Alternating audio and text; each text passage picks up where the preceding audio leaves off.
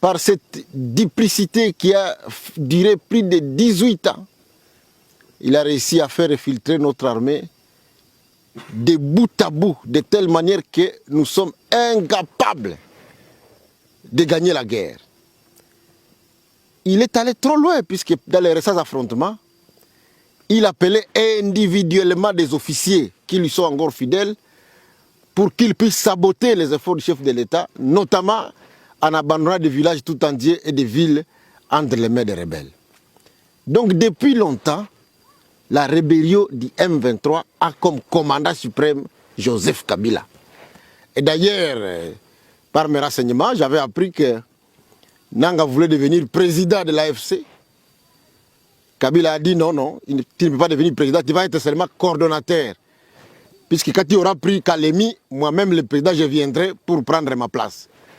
En fait, depuis que cette guerre a commencé, il n'y a que lui qui la commande, il n'y a que lui qui la finance. On ne peut pas cacher des choses.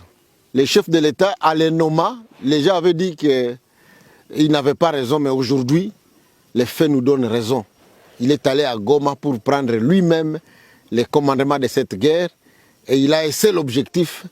Il veut à tout prix prendre le Katanga et s'arrêter au Katanga puisqu'il est passionné depuis trop longtemps par l'idée de la balkanisation. Mais c'est très triste, c'est très triste. Je voudrais aussi d'ailleurs, pour ceux qui ne le savent pas, toutes ces fameuses guerres qu'il a soi-disant menées contre l'M23, elles n'ont jamais été menées. Nous avons été menés sur toutes les batailles, et même quand Mamadou Ndala, notre oncle de Wamba, et le général Baouma, notre ongle aussi de Isangi, lorsqu'ils ont décidé de mettre fin à cette guerre, ils ont fermé leur téléphone. Kabila ne savait pas les atteindre. Mais à la fin, vous savez ce qu'il en a fait. Il a tué Mamadou Ndala, il a tué aussi le général Baouma. Et aujourd'hui, lorsqu'il parle du Congo oriental, vouloir se porter-parole de Baswahili, je voudrais bien vous dire que lui n'a jamais été porte-parole de Baswahili. Il n'est pas digne de l'être. Mamadou Ndala, c'était Mousswahili. Baouma l'était aussi. Et même lorsque Katumbi a voulu devenir candidat président de la République, qui l'a empêché de devenir candidat? C'est lui-même. C'est pour vous dire qu'il ne peut pas prétendre que c'est lui qui est le porte-parole de Baswahili. Je voudrais d'ailleurs à cette occasion demander à mon frère Mboussa Nyamwisi que nous ici, nous sommes un peuple noble, un peuple respectable et un peuple respecté. Je sais qu'il n'est pas encore allé trop loin. Je voudrais vraiment lui demander d'arrêter d'appuyer Kabila. Kabila le trompe. Ce qu'il lui a fait avant-hier, il le lui fera encore aujourd'hui. C'est un ennemi de la République, il faut le traiter comme tel. Tous ceux qui sont en train de prétendre qu'il va les aider, je crois qu'ils se trompent. Je voudrais d'ailleurs vous dire que nous avons choisi de défendre la patrie.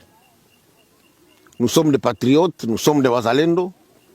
C'est grâce aux Wazalendo que Uvira n'est pas tombé, c'est grâce aux Wazalendo que le front n'est pas allé dans les Tanganyika et dans les Katanga. Malgré le fait qu'il y a certains qui essayent de saper l'image des Wazalendo, il y a certains d'entre nous qui affament les Wazalendo.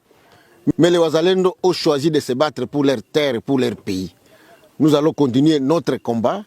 Et je voudrais dire aux Gomatraciers, à tous les Wazalendo de Goma, que Kabila, le bourreau de la République, ne doit pas trouver sommeil dans la ville de Goma. Il ne doit pas trouver sommeil. Il faut absolument l'empêcher de se promener dans cette ville, puisqu'il a un plan machiavélique. Il nous a volé 18 ans en train de faire la complicité avec les services rwandais. Il est arrivé à vendre certains des titres miniers appartenant à la RDC au Rwanda et à des officiers rwandais, que ce soit dans le Kivu comme dans les Katanga, et il veut continuer sa lutte macabre. Nous allons rester derrière Tshisekedi pour les combattre.